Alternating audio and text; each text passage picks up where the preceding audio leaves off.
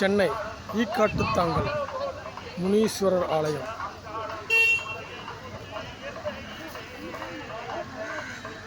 Raghava Lawrence நடித்த முனி திரைப்படத்தில் வரும் முனீஸ்வரர் ஆலயமே இந்த ஆலயம்.